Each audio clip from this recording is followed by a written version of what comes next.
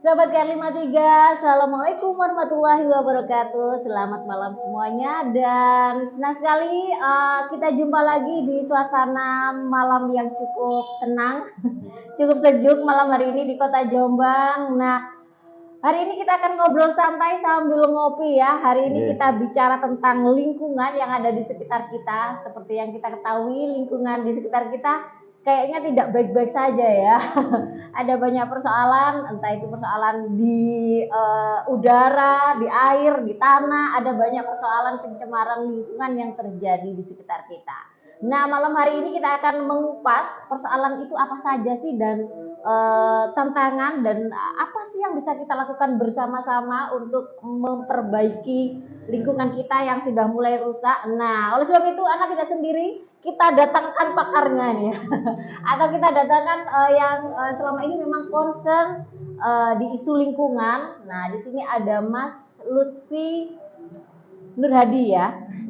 Mas Lutfi Nur Hadi, biasanya dipanggil Mas Lutfi ya.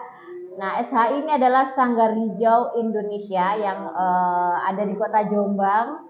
Dan selama ini memang banyak kita kenal konsen pada isu lingkungan, terutama dalam pengelolaan sampah, pembuatan ekobrik ya, kemudian kampung iklim gitu ya. Nah, nanti supaya lebih detail kita tahu apa saja yang dilakukan, kita langsung tanya ke Mas Lutfi. Nah, Mas Lutfi bisa menceritakan sedikit nih, kira-kira Sanggar Hijau itu apa sih buat mereka atau sobat KR53 yang belum tahu selama ini? Bisa diceritakan nih, SHI itu apa dan kegiatan yang sudah dilakukan terutama di kota Jombang ini apa? Monggo Mas Lutfi. Oke, baik, terima kasih. Ya. Nama saya Lutfi Nur Hadi, kebetulan domisili sekarang di Megaluh gitu. Saya bergabung di SHI itu sejak 2007 ya, semenjak saya pulang dari Bogor gitu. 2007. 2007. Bukan 2017. Nah, oke, 2017. Oke, Selisihnya 10 2017. tahun nih. Oke, jadi pulang membantu Bu Santi begitu, di mana kebetulan Sanggar Hijau ini memang menginisiasi gerakan lingkungan itu sejak 2015, tetapi memang mulai berkembang. Terus akhirnya 2019 kebetulan ada notaris dekat rumahnya Bu Santi, itu memberikan apresiasi dengan memberikan perkumpulan, sehingga Sanggar Hijau ini awalnya beras komunitas, terus akhirnya punya badan hukum perkumpulan gitu. Nah, Sanggar Hijau ini fokusnya ke pendidikan begitu. Jadi pendidikan lingkungan hidup atau ya sekarang difokuskan ke ekologi begitu. Kegiatan-kegiatannya pemberdayaannya ke masyarakat gitu, juga ke sekolah. Kalau sekolah itu lebih fokusnya ke pendidikan anak muda, yang mana memang dua utama ini yang kita lakukan. Jadi pemberdayaan di masyarakat, juga pendidikan bagi orang muda gitu, baik di level universitas, SMA, SMP, juga sampai pendidikan ke usia dini gitu. Spesifik pendidikannya apa? Edukasinya tentang apa, Mas? Kalau boleh tahu. Spesifik pendidikannya terkait lingkungan hidup, atau kemarin kita sempat konsultasi sama teman begitu, akhirnya lebih fokusnya ke bahasa ekologi gitu, karena ekologi itu juga lebih apa ya, menyatu dengan bahasa alam begitu ya. Kalau alam kan lebih luas banget gitu, jadi lebih kan ekologi itu interaksi manusia dengan alam begitu itu. Tapi memang kalau dikerucutkan lagi, ya memang salah satunya adalah pengolah sampah. Tapi sebenarnya sampah ini bukan salah satunya begitu, karena memang yang kami harapkan itu misalkan kalau teman-teman sekarang bermain itu, kebetulan kantor Sanggar Hijau pindah lokasi yang sebelumnya di Jalan RA Kartini nomor 12 Kaliwungu, sekarang ke Jalan Halmahera 8 paling selatan. Ancer-ancernya mana ini? Ancer-ancernya itu Indomaret Jomblangan. Yaitu nanti ke arah timur, nanti mentok ada perempatan sebelum ada Stikes. Oh, Stikes yang di dalam itu ya? Ya, itu nanti sebelum Stikes berarti? Sebelum Stikes ada perempatan. Itu belok ke kanan, mentok di tengah sawah. Sawah. Gitu, ya. Mewah berarti ya? Mewah banget. Mewah sawah. Banget itu, ya. Nah, itu memang rencananya ya kedepannya kita mencoba memberikan apa ya, contoh bahwa ada lingkungan yang memang benar-benar menyatu dengan alam begitu. Cuma memang sekarang posisinya masih banyak yang dibangun, Mungkin sedikit saja bahwa rencananya kita mencoba akan membangun bangunan dari ekobrik begitu. Itu juga salah satu cara untuk mengelola plastik begitu yang tidak bisa dijual, jadi non ekonomis gitu. Jadi ekobrik nanti insya Allah rencananya itu kemungkinan di pertengahan tahun 2026 itu kita akan mencoba buat bangunan. Bangunan itu bentuknya apa ya, seperti kubah gitu, kubah tapi bentuknya setengah lingkaran tapi agak menjulang tinggi. Nah itu nanti ada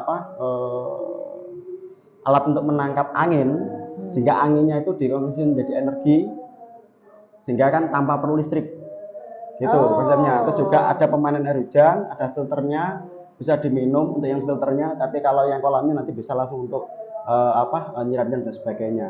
Dan di dalamnya itu nanti bisa tempat berteduh.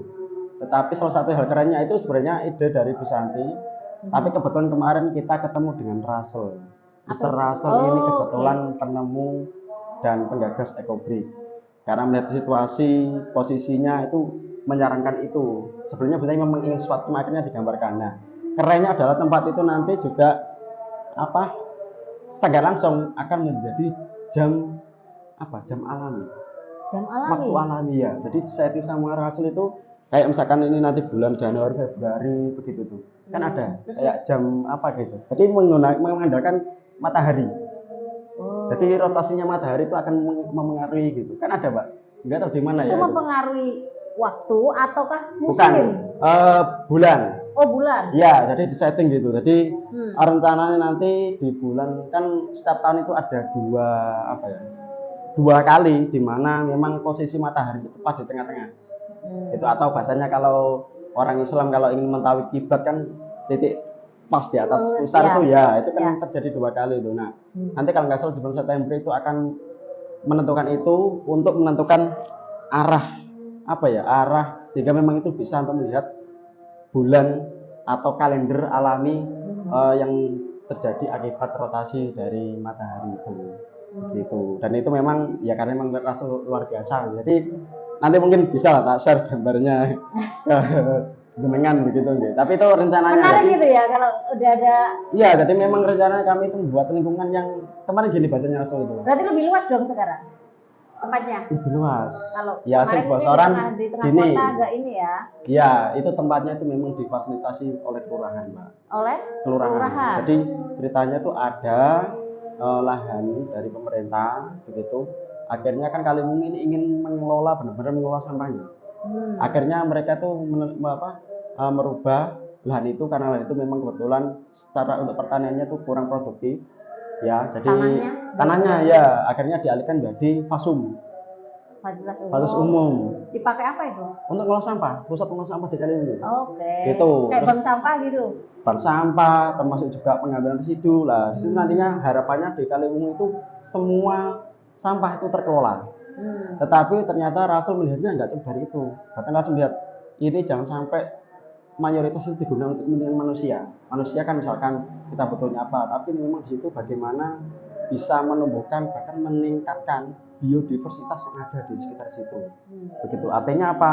Ya itu menjadi tempat hidupnya burung, ya flora, fauna dan lain-lainnya lah. Artinya yang mungkin sebelumnya hanya itu aja, tapi dengan kehadirannya Sanggar Hijau dan konsepnya dari Rasul itu akhirnya bisa meningkatkan biodiversitas apa yang ada di sekitar itu. Jadi keanekaragaman hayati bisa lagi ya. Bisa ditingkatkan. Iya, karena kalau kita lihat banyak sekali tumbuhan, hewan yang sudah mulai punah ya. Iya, karena memang keinginan kita misalkan ingin menanam padi sebagainya, ya itu memang bagus gitu. Tapi ternyata apa yang kita lakukan sebenarnya sekarang itu adalah memusnahkan atau mematikan banyak dari biodiversitas. Ya memang ini sedikit kayak mengarah ke organik atau alami ya, tapi itu faktanya yang memang itu harus kita adakan begitu lah. Itu konsep itu nanti coba dibangun dengan bangunan dari ekobrik, 100% dari ekobrik, dan itu bangunannya pakai tanah gitu. Tanah liat yang modelnya tuh saya pakai candi. Sebentar, mungkin ada yang belum tahu ekobrik itu apa, Mas? Oke. Jadi tadi pemberdayaan, terus juga pendidikan ekologi anak-anak orang muda. Nah itu pendidikannya memang kita mengenalkannya itu dengan dengan akronim SIBESUT. Yang mana besut ini kan ya mungkin kalau bagi anak-anak muda mungkin belum banyak yang tahu. Tapi mungkin orang apa ya seusia saya ke atas itu insya Allah tahu besut gitu. Yang mana itu ikonik gitu. Nah akhirnya itu diakronimkan sama Bu Santi. Si besut siap memilah sampah dari sumber atau rumah. Selanjutnya diapakan kalau sudah terpilah? Satu, untuk ya sampah organik yang anorganik yang bernilai ekonomis itu dibawa ke bank sampah atau tukang rusuk sama saja. Tapi kalau di bank sampah ada edukasinya gitu. Itu yang semacam plastik itu Plastik, hampir semua jenis plastik kecuali ngapunten baju bekas atau gombal begitu sama kemasan ciki-ciki itu yang nggak bisa. Lainnya bisa gitu. Kertas semua jenis kertas bisa, semua jenis logam bisa, bahkan botol-botol kaca asalkan nggak pecah sementara itu bisa juga dibawa ke bank sampah. Artinya mungkin ngapunten kalau dibawa ke tukang prosek itu hanya beberapa yang dinilai saja, tetapi kalau di bank sampah khususnya di Jombang itu hampir semua jenis termasuk juga jelantah gitu. Jadi semuanya itu bisa daripada dibakar, diapakan gitu itu bisa dibawa ke bank sampah. Nah tetap masih ada sampah organik yang tidak bernilai begitu. Nah itu semacam kemasan ciki-ciki begitu, terus juga kresek yang kebetulan memang tidak dibawa ke bank sampah itu bisa dibunting-bunting lebih kecil dimasukkan ke dalam botol. Jadi ekobrik. Jadi ekobrik yang didorong dengan berat tertentu dengan kepadatan tertentu karena itu menentukan kualitas. Berarti tidak bisa asal dimasukin gitu Mas. Tidak bisa asal, ya. Nah, ya tidak bisa asal. Ini sedikit aja. Kemarin itu ada, kebetulan saya juga di bank sampah di Jombang, gitu. Direktur saya Bu Ani itu cerita. Kemarin saya itu ngisi di daerah selatan Jombang begitu terkait kerajinan. Sebelum saya itu ada ekobrik. Ternyata yang ngisi ini anak-anak mahasiswa gitu, kebetulan ini kuliah universitasnya dari luar Jombang. Mungkin merasa itu sepele ya, akhirnya mereka membuat sendiri. Artinya mereka sebenarnya bukan pakar atau bukan belajar dari gurunya begitu. Tapi ketika dicek nih hampir 100% salah. Nah, kalau salah nih Mas, kalau salah apa dampaknya atau apa bedanya dengan yang cara yang benar gitu ya? Oke. Kan kadang anak muda ala asal masukin aja gitu kan. Betul. Nah, kira-kira kalau salah itu apa sih akibatnya gitu? Mungkin mereka nggak tahu akibatnya. Siap. Ini menjadi salah satu isu yang penting karena ekobrik juga sudah banyak di mana-mana, walaupun juga ada teman-teman yang mungkin belum tahu gitu. Tapi insya Allah kalau teman-teman anak sekolah itu pada tahu semua. Nah sekarang itu dilemanya banyak orang tahu tapi ternyata banyak yang salah.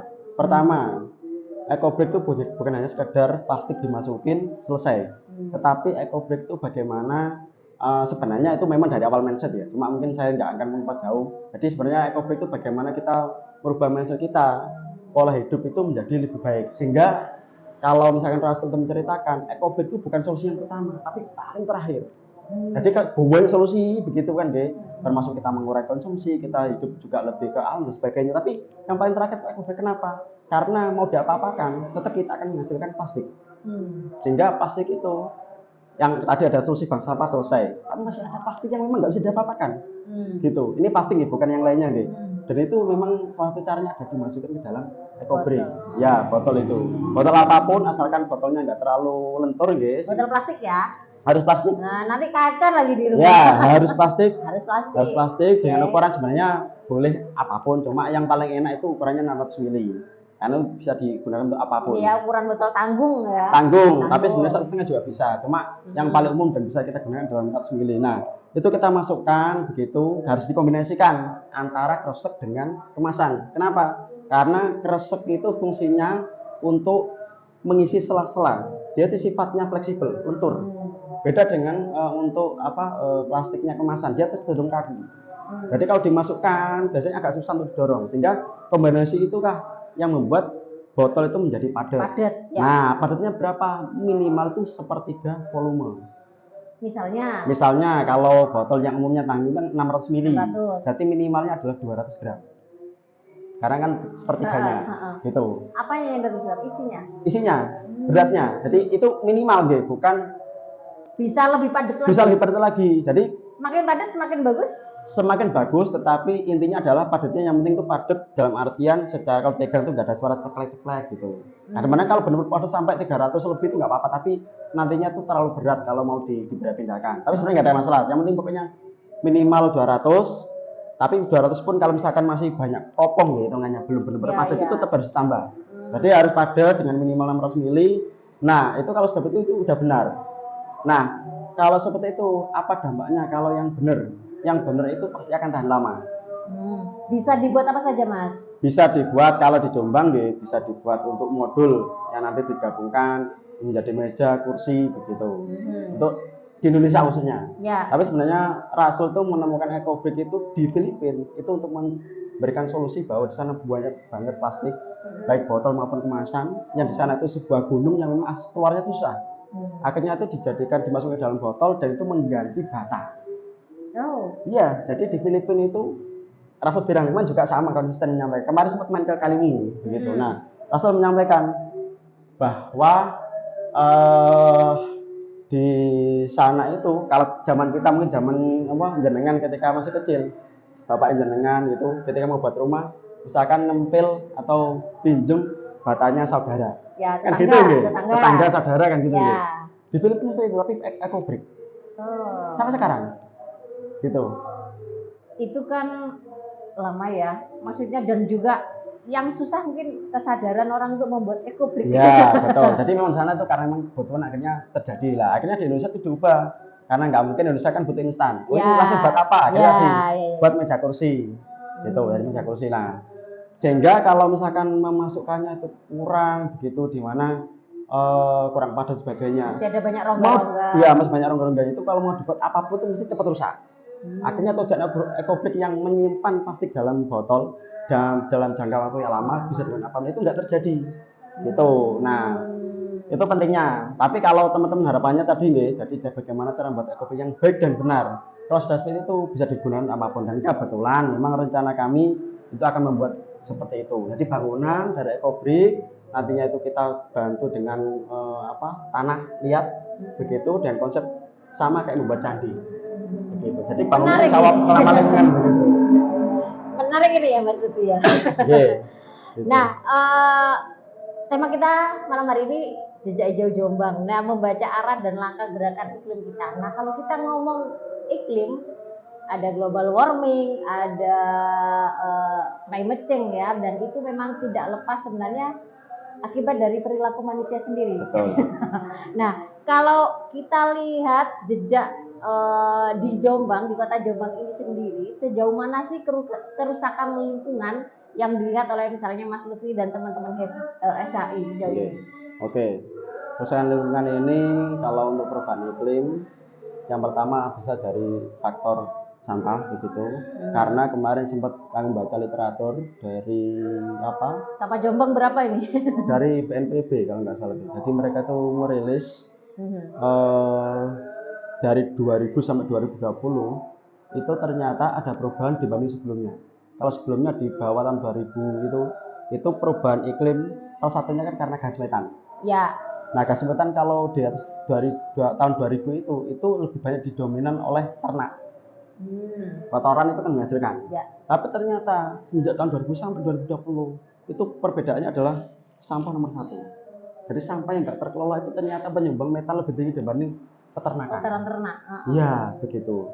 Nah, sehingga memang kalau seperti itu di Jombang ini ya kita tidak bisa pungkiri mungkin dulu itu walaupun sekarang masih banyak ya orang buang sampah itu ke sungai ya, tetapi sebenarnya kalau diamati lebih lagi sekarang fenomenanya itu lebih banyak orang tuh membuang sampah di pinggir jalan.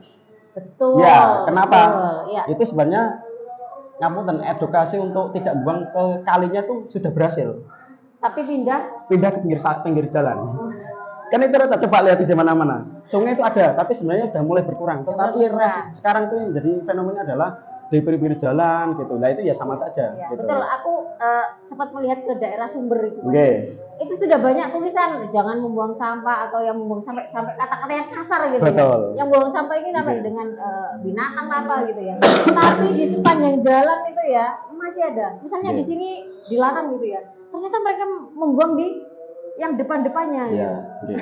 Jadi memang sebenarnya selain sampah juga banyak lain-lain gitu, masalah lingkungan gitu, limbah dan sebagainya. Cuma memang ya kita tidak bisa pungkiri salah satunya sekarang terjadi isunya adalah sampah begitu. Yang mana tadi dirilis bahwa ya sampah sekarang sudah menjadi dominan sebagai penyumbang gas metan begitu. Karena apa? Kita nggak menyadari bahwa sampah sebenarnya kalau sampah dibuang kalau dari zaman mbah kita dulu nggih ke Jogelangan begitu ya sebenarnya hampir mirip, cuma bedanya kalau zaman mbah kita dulu itu kan plastik kan masih sedikit. Ya. Bahkan bisa dikatakan jarang. Artinya yang di Jogelangan itu murni kebanyakan organik. Ya. Dengan orang jualan kan masih pakai bungkus ya, pisang, gitu. bungkus apa daun-daun Nah, gitu ya. Sekarang itu yang menjadi tantangannya itu sampah itu tercampur luar biasa. Sehingga kenapa memang tidak bisa diolah. Gitu. Makanya kenapa tadi ya dari slogan Cibesut itu adalah memilah gitu. Lah, tadi setelah milah dibuat untuk dibawa ke bank sampah, dibuat ekobrik, yang terakhir itu dikomposkan. Nah, sekarang memang bagaimana kita menggalakkan kegiatan ngompos gitu. Karena apa ya tadi fenomenanya. Dulu pas waktu Sanggar Hijau program dari Madani, itu kita kan mensurvei awal itu. Kita meneliti. Ternyata pas waktu itu Pak Danang pun sebagai Bapeda waktu kan memang kita itu juga menyampaikan, loh ini hasilnya kok keren bahwa sekarang itu 51% itu tidak buang ke sungai. Walaupun sedikit ya, tapi artinya fenomena itu sudah lebih banyak buang ke sungai dan sekarang itu lebih kelihatan lagi. Tapi ternyata punya dampak yang lain. Kalau saya lihat dulu saya waktu sebelum di Jombang di Bogor itu zaman SMA 2010-an itu masih jarang. Masih jarang gitu. Tapi sekarang rata-rata dimanapun pasti masalahnya tuh sungai ada, tapi sekarang sungai itu sebenarnya tidak menjadi bahan fokus ternyata sampah di sungai gitu, kecuali memang ketika banjir dan sebagainya. Rata-rata sekarang yang besar kan di pinggir jalan, di area tertentu yang memang itu sudah mengganggu pemandangan dan juga secara estetika juga mungkin bau juga sih. Kesehatan juga kan bagi orang-orang di sekitar. Sehingga memang ya salah satu yang berpengaruh di perubahan iklim kita ya memang pengolahan sampah, walaupun istilahnya juga ya memang kita akui tanaman-tanaman kita juga kurang begitu. Kayaknya di pinggir-pinggir jalan juga beberapa tanaman banyak yang di pohon-pohon yang udah ditebang ya Mas ya. Betul. Banyak sih, termasuk juga ya dulu sempat saya sendiri juga di demo ya ketika pohon asem di Megalo itu dibabat habis begitu. Dan itu juga ya fenomena yang luar biasa. Kenapa? Karena asem ini tanaman konservatif. Gitu. Jadi kenapa asem ini ditanam di pinggir jalan gitu? Karena memang dia itu tidak akan merusak bangunan sekitarnya. Dan memang dia tuh menyerap air gitu. Jadi salah satu ciri tanaman konservatif itu ketika musim kemarau justru dia warna daunnya hijau. Artinya dia tuh malah punya cadangan air betul gitu. Wow. Kalau lihat kita taman jati ya ketika musim kemarau dia mesti menggugurkan. Tapi kalau asem terus tanaman kemiri dan teman-temannya itu memang tanaman konservatif, terbersih gitu. Nah, kalau ini Mas selama mendampingi kayaknya ada beberapa desa ya yang benar-benar konsen ditemani oleh kawan-kawan SHI. Kalau nggak salah di Kaliwungu sama ada di Kaliwungu, ada juga di mana Mojo Tresno, ada juga di Carangrejo Samben, ada juga di Ploso Tudar Jagung. Kalau di Jombang itu ada di Jombatan juga, ada juga di Jabon. Sebenarnya juga ada banyak yang lainnya, cuma yang saya sebutkan tadi itu memang lebih intensnya terkait isu kampung proklim, pro terhadap iklim gitu. Dan itu kalau nggak salah proklim itu kan ada kayak level-levelnya gitu Mas. Ada levelnya, betul. Kebetulan. Nah, sekarang sedang penilaian. Kalau Kaliwungu sendiri sekarang sudah selesai untuk penilaian lestari dan lestari itu tertinggi. Jadi yang grade basic apa Mas? Grade basicnya untuk proklim itu yang pertama itu ada Pratama. Pratama itu jadi grade-nya itu berdasarkan nilai Mbak. Nilai, jadi nilainya indikatornya beda-beda ya? Indikatornya sama, tapi ya sama. Indikator sama, tapi kalau nilainya itu misalkan di atas 50 ya dari keseluruhan. Jadi proklim itu yang dinilai itu ada 3, ada adaptasi, ada mitigasi. Tapi kegiatan adaptasi dan mitigasi ini tidak akan berjalan kalau kelembagaan masyarakatnya tidak jalan. Gitu. Karena yang utama di mana-mana pengalaman saya, kalau kelembagaan masyarakatnya jalan, apapun kegiatannya, baik itu sampah, baik itu kehutanan, lain-lain pasti akan jalan. Nah, 3 poin itu yang dinilai lah. 3 poin itu dinilai dengan grade di atas 50 itu nilainya Pratama kategorinya. Ada Pratama, ada Madya. Ya, level 2-nya. Ya, di atas Madyanya itu ada Utama. Nah, utamanya di atasnya sedikit itu ada trofi. Trofi itu bedanya kalau utama trofi itu kalau penghargaannya langsung dikasih Ibu Menteri dan Presiden berupa piala, trofi begitu ya. Tapi kalau misalkan utama saja itu yang ngasih adalah sertifikat Ibu Gubernur. Itu diserahkan ke kampungnya, Ke kampungnya. atau ke bupati? Ke kampungnya. Kampungnya langsung. Ke kampungnya, bahkan spesifik ke RW-nya. RW-nya. Iya, jadi yang mendapatkan adalah RW-nya. Nah, yang tertingginya itu adalah lestari, begitu. Jadi lestari itu tertinggi dengan mendampingi 10 RW yang ada di sekitar kota atau kabupaten. Gitu, Mbak. Nah, kalau tadi Mas Lutfi bilang ada adaptasi, ada Mitigasi. mitigasi. Nah, kegiatan apa bedanya? Kalau di ranah mitigasinya apa? Ini kaitannya dengan perubahan iklim ya? Nggih. Nah, kalau di mitigasi kegiatannya apa? Kalau di adaptasi apa? Yang sudah dilakukan oleh misalnya di Desa Kaliwungu, atau yang sudah mendapatkan itu tadi penghargaan itu? Oke, jadi di adaptasi dan mitigasi ini kan adaptasi kan penyesuaian begitu. Jadi penyesuaian apa yang ada di lingkungan kita begitu. Yang mana itu ya ada terkait bagaimana mencegah bahasanya gini. Kalau misalkan di problem itu apa yang menjadi masalah kerentanan di wilayahmu gitu. Kalau di Kaliwungu itu ya, karena di tengah kota isunya adalah pengelolaan sampah begitu, sampah. Tapi kalau di teman-teman di pinggir itu ada juga ada yang rentan banjir misalkan begitu. Berarti kegiatan adaptasi dan mitigasinya itu disesuaikan dengan Disesuaikan, kondisi. betul gitu. Jadi nggak bisa di apa ya, samaratakan Nggak gitu bisa disamaratakan, ya. tapi sebenarnya intinya nanti akan sama. Intinya sama gimana? Misalkan kerentanannya banjir, berarti banjir ini kan harus ada resapan. Nah, resapan macam-macam. Resapan itu bisa seperti biopori, bisa juga resapannya modelnya menggunakan apa? Base atau apa itu? Yang untuk sumur itu Mbak, beton base gitu. Juga bisa misalkan berupa kolon dan sebagainya. Itu kan untuk apa ya? Untuk menampung bagaimana air itu bisa masuk. Terserap, ya, karena kan memang sekarang jadi masalah juga setiap kali hujan itu rata-rata dia itu langsung run off itu jadi air itu langsung lari, tidak terinfiltrasi. Jadi kalau infiltrasi itu dia tuh pelan-pelan masuk ke dalam tanah sehingga air itu masuk terserap gitu. Tapi nyatanya enggak, dan itu yang menjadi salah satunya itu banjir begitu. Nah, kalau apa mitigasinya ya banyak, misalkan juga bagaimana teman-teman itu sekarang kan isunya juga mengarah ke pangan gitu. Jadi di mana pengelolaan di sekitar ini harapannya juga memang mengarah ke ketahanan pangan gitu. Makanya memang bahasanya bagaimana sih kampung apa program apalagi yang lestari itu yang jelas di sana ada pengelolaan sampahnya gitu gitu. Kalau di sana tuh rentan bencana itu harus diatasi. Kalau misalkan gempa, bagaimana mengadaptasi bangunan misalkan, atau bagaimana membuat suatu apa ya mitigasinya, misalkan rawan gempa, jadi minimal itu masyarakat itu tahu, oh kalau ada gempa nanti kita harus ngapain. Atau bikin sistem early warning. Ya, early warningnya, terus juga misalkan titik kumpulnya, jalur evakuasinya seperti itu. Gitu. Kalau misalkan banjir bagaimana gitu. Jadi itu apa gambarannya lah. Ketika misalkan untuk lingkungannya bagaimana memang sampah terkelola, terus bagaimana misalkan di sekitar itu banyak tanaman. Karena apa? Ketika saya sempat ngobrol sama kepala BMKG Jatim gitu, menyampaikan Pak Sajani yang solusi terhadap iklim kita itu apa? Nanam Mas. Jawabannya itu nanam. Kenapa nanam? Karena dengan kita menanam, ya memang sekarang lahan juga terbatas, tapi sebenarnya itu kan juga hanya apa ya? Kalau diusahakan bisa. Dengan menanam, hujan itu tidak akan langsung jatuh ke tanah, tapi lewat daun. Daun itu cenderung nanti jatuhnya lebih pelan. Dengan pelan-pelan itu akan terjadi infiltrasi sehingga masuk ke tanah. Ketika memang di sekitar itu adalah ada tanahnya. Gitu. Tapi kalau itu nggak ada pohon, otomatis hujan langsung ke tanah, pasti dia akan lari. Karena tanah itu punya tingkat kejenuhan. Kalau dia tuh keturunan hujan pelan-pelan tetap akan masuk ke dalam. Tapi kalau hujannya dengan deras, dia otomatis akan lari. Nah, itulah sehingga memang salah satu yang mendasar kalau gampang-gampangnya mbaknya apa main ke Kaliwungu gitu.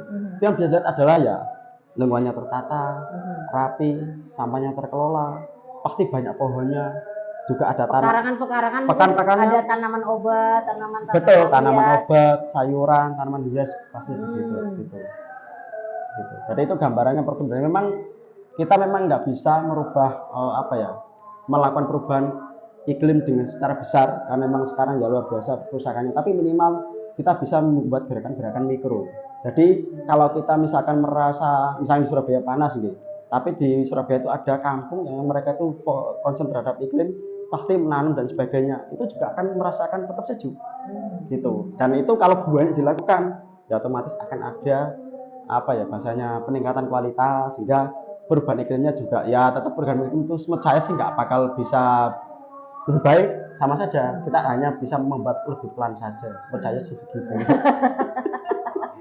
Paling nggak mengurangi dampak panasnya gitu ya. Mungkin yang lain panas gak ada tanaman, kita masih dingin. Betul, kita di lingkungan kita ya gitu. Soalnya kalau kita membuat perubahan besar ya sekarang masalah iklim itu bukan hanya sebenarnya hanya faktor lingkungan, itu tapi adalah kalau kita politik dan sebagainya. kalau kita hanya berpikir oh kita nggak akan bisa mengubah perubahan iklim yang besar, jadi nggak aja di Indonesia juga kan, di Betul, dunia. di dunia. Belum lagi industri Nah, industri, yang itu betul. berkontribusi sangat tinggi terhadap industri politik emisi juga gitu kan. ya. Nah, tapi kalau kita berpikir ke situ, maka kita tidak akan pernah melakukan gerakan. Betul. Gitu. Nah, itu Mas, kalau dalam prosesnya mungkin Sobat CR juga ingin tahu nih, pastinya tidak semudah membalikkan telapak tangan. Betul. Bagaimana melakukan edukasi kepada masyarakat, pastinya nggak semuanya langsung menerima, oh iya gitu kan. Selalu saja ada entah itu bertanya, entah itu malas, entah pastinya kita tahu ya ada banyak karakter orang. Nah, persoalan-persoalan apa sih yang dihadapi ketika teman-teman SHI ini datang ke grassroots, dan kemudian kira-kira apa yang dilakukan untuk menyamakan persepsi dan menyadarkan oh kita ini loh yang harus dilakukan supaya kita bisa berubah, kita nggak bisa jalan sendiri gitu. Kira-kira apa nih persoalan yang dihadapi dan upaya solusi yang sudah dilakukan berdasarkan pengalaman teman-teman SHI? Oke. Sejauh ini kita memang sudah mendampingi banyak kampung atau desa atau kelurahan begitu, akan tapi dengan tantangan berbeda-beda gitu. Tantangannya itu sebenarnya cukup beragam, tapi menurut saya salah satu hal yang memang harus kita temukan itu adalah aktor, atau kalau di bahasa kami yang sering kami terima kami sebutkan itu local champion. Jadi kita perlu ketemu aktor, orang yang peduli gitu. Biasanya orang peduli ini ya bisa peduli kemanapun, cuma memang harapannya adalah peduli terhadap lingkungan. Nah, kalau itu sudah ketemu begitu, itu biasanya kita mencoba meningkatkan level dengan untuk membentuk kelembagaan gitu. Jadi kelembagaan boleh itu bank sampah, boleh itu TPS 3R, atau hanya sekedar kelompok yang ingin hanya mengelola organiknya saja, itu nggak masalah. Yang penting mereka memang harus berkelompok membuat kelembagaan.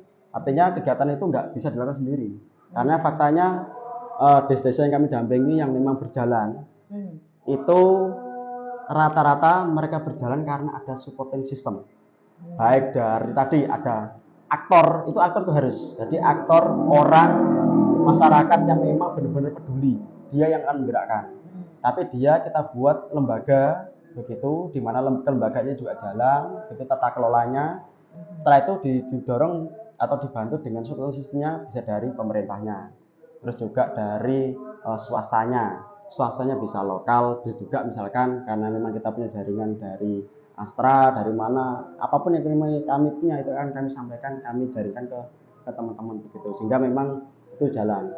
Nah, sebenarnya kalau tantangannya ya cukup banyak tantangannya itu, karena di lapangan sebenarnya mayoritas itu sangat susah diedukasi. Sangat susah diedukasi. Karena nggak tahu nih. Yang jelas gini, pernah disampaikan atau dirilis dari kementerian itu indeks kepedulian Indonesia itu kalau salah tahun 2020 atau 2021 begitu ya. Sangat rendah terhadap lingkungan, terhadap sampah. Jadi 0,7 itu kalau mendekat 1 semakin nggak peduli. Itu Indonesia, gitu. Ya itu memang relate dengan sekarang ketika jangan tadi menyampaikan bahwa sudah ditulis dilarang membuang sampah dan sebagainya, bahkan dengan kata-kata yang sangat jorok sampai hewan pun itu nggak ada yang berubah. Kenapa? Ya karena memang suksesnya di sana. Nah, tapi sebenarnya itu bukan menjadi hal yang tidak bisa. Kenapa? Karena kalau saya lihat budaya di Indonesia itu satu, Itu sebenarnya juga tercermin di prinsip Mbak Nggih. Ya. Gitu. Jadi saya juga kelas 4 gitu. Tantangannya memang masyarakat partisipasi gitu. Pemerintah juga menjadi peran karena ya memang nggak banyak desa gitu yang memang mereka tuh apa ya mendukung gitu. Bahkan di level kabupaten pun sebenarnya ya mendukung begitu, tapi kan juga ujung-ujungnya tuh hanya ketemu aktor personal. Kalau misalnya di dinas tertentu itu mereka menjadi peduli karena sebenarnya juga hanya salah satu faktor orang saja. Sebenarnya kalau secara keseluruhan ya masih belum begitu. Atau mendukung hanya selesai di mulut saja, tapi tidak di aksi. Nah, kalau itu sebenarnya mayoritas begitu, Mbak. Mayoritas gitu. Tetapi ya. kalau saya nilai hampir semua dinas itu tetap ada 1-2 orang yang mereka benar-benar peduli. Sehingga kalau kami ya, kami itu nggak perlu mencari orang-orang yang seperti itu, kami mendekati orang yang benar-benar peduli.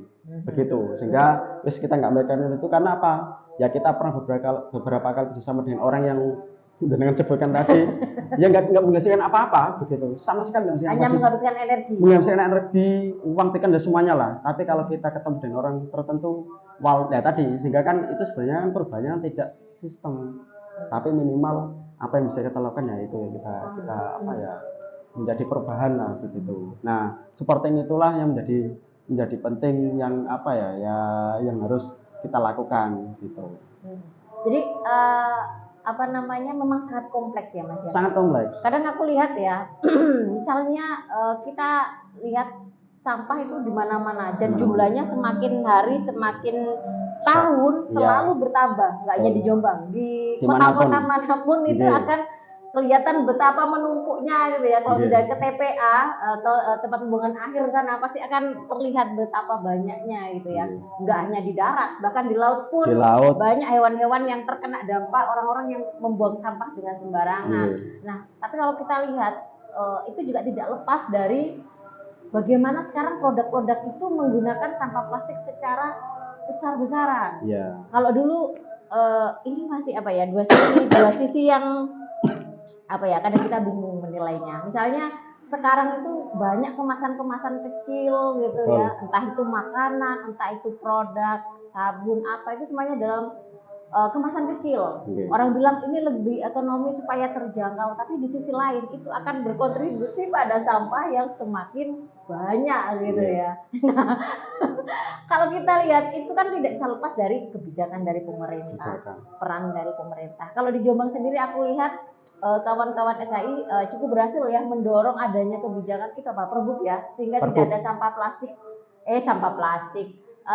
kemasan ini ya kantong. Nah, sekali pakai di beberapa market itu kayaknya kita harus bawa sendiri atau enggak kalau beli yang kain gitu ya. Nah, itu menurutku paling enggak itu mengurangi lah ya.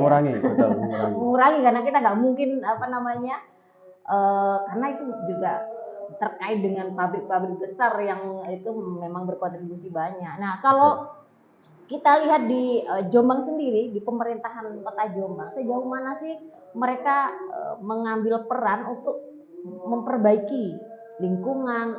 Mas Lutfi bilang nggak hanya lingkungan, tapi ekosistem kita, kemudian keanekaragaman hayati, banyak tuh hewan-hewan kecil yang sekarang sudah nggak kita temukan. Misalnya waktu kecil itu kan cacing itu masih mudah kita cari, lumut itu dulu aku kecil masih main-mainan, sekarang itu di mana ya? Nggak ada gitu ya.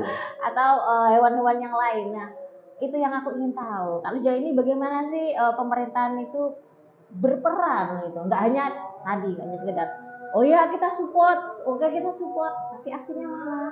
Gerakannya apa? Gimana Mas? Monggo cerita. Baik. Ya mungkin ini secara umum dinas yang ada di Jombang ya. Saya melihatnya itu kalau secara sistem begitu ya sebenarnya mereka itu tidak banyak melakukan hal untuk mendukung. Buktinya apa ya, semakin kesini ya semakin lingkungan itu rusak begitu secara umum. Tetapi memang tetap ada hal-hal positif yang dilakukan pemerintah, dan itu juga kalau saya amati rata-rata terjadi kenapa ya, karena masih ada 1-2 orang yang memang mereka itu masih benar-benar bahasa kalau pakai kerjanya itu ya pakai hati begitu, sehingga memang orangnya benar-benar di tempat dimanapun itu dinasnya begitu. Dan kebetulan juga ketemu dengan ya misalkan kalau di Delha itu Sanggar Hijau, kami juga masih ya berkomunikasi dengan salah satu begitu yang memang peduli, sehingga ya memang munculnya Pergub itu begitu. Dan itu faktanya kalau memang saya rasa di mana-mana ya, kalau nggak ada personal-personal yang memang tidak aware terhadap itu nggak akan terjadi. Jadi memang secara umum ya menurut saya ya memang nggak ada hal nyata yang mereka lakukan gitu. Tetapi memang pada hal-hal terkhusus, apalagi memang betul ada staff atau posisi leader yang memang orangnya ini punya budaya yang tinggi, itu memang masih menghasilkan. Contoh kayak misalnya di Jombang itu, di Jawa Timur ini masih beberapa kabupaten kota, hitungannya nggak nyampe 10 kabupaten kota itu yang memang mereka punya produk hukum untuk pengurangan plastik sekali pakai. Dan itu salah satunya Jombang memang satunya. Ya memang itu cukup mengurangi, Mbak. Karena kebetulan saya itu punya temen, dia kerja di pabrik plastik, posisinya di Jombang, dan bilang bahwa sebelum ada kebijakan itu, salah satu supplier terbesar untuk retail modern dari sana di Jombang. Ya. Tapi semenjak ada pertemuan itu langsung akhirnya mereka, tapi mereka bukan berarti omset enggak, tapi mereka akhirnya pemasarannya ya akhirnya mereka lempar ke daerah lain gitu. Jadi ternyata kebijakan itu juga cukup berdampak gitu. Artinya walaupun kita tidak mendorong untuk tidak memproduksi, tapi dengan adanya kebijakan itu. Jadi kebijakannya itu adalah pelarangan penggunaan plastik sekali pakai, dan itu ada kresek, ada sedotan plastik, dan ada styrofoam. Kenapa kalau kita milih 3 itu? Karena di antara semua plastik itu satu, kalau misalkan kita lihat ya fenomena di sungai atau di pinggir jalan, selain sampah organik, itu rata-rata yang ada ya tinggal kresek, styrofoam atau sedotan. Kalau ada botol pasti diambil pemulung. Iya, jadi artinya sebenarnya itu kalau yang bernilai itu semuanya beres. Masalahnya sekarang tuh tadi sampah itu nggak dipilah, jadikan satu, sama kresek, sedotan sama styrofoam, dan itu memang menjadi masalah gitu. Sehingga memang ya kebijakan tadi ya memang mengurangi, bahkan memang sekarang itu Mbak, target Indonesia 2029 itu adalah 100% sampah terkelola. Itu nasional. Targetnya. Berapa persen nih? 100% terkelola. Yakin? Nah, kemarin tuh kebetulan diskusi dengan Dinas Provinsi Jawa Timur, dan kebetulan kalau yang kota kabupatennya diundang dari Surabaya. Yang unik itu dari Surabaya menyampaikan itu impossible. Dan memang sebenarnya kalau kita dengan dengan terbuka ini ya memang itu impossible gitu. Kenapa? Kami dulu mendorong ada peraturan itu, bahkan mendorong ada peningkatan pelayanan di DLH. Memang ada peningkatan anggaran ke dinas dulu yang kami advokasi itu. Tetapi sebenarnya dengan peningkatan itu, akhirnya salah satunya sekarang menjadi tantangan adalah ya tadi, kita juga mendorong bagaimana tidak membuang sampah ke sungai. Akhirnya di pinggir itu, DLH pun juga nggak sanggup, karena memang ngapunten ya anggaran di Jombang itu masih 1% dari APBD. Padahal harusnya dengan prioritas itu prioritasnya dari nasional. Tuh, kalau nggak salah minimal 3% dari APBD. Terusnya, karena itu minimal untuk bisa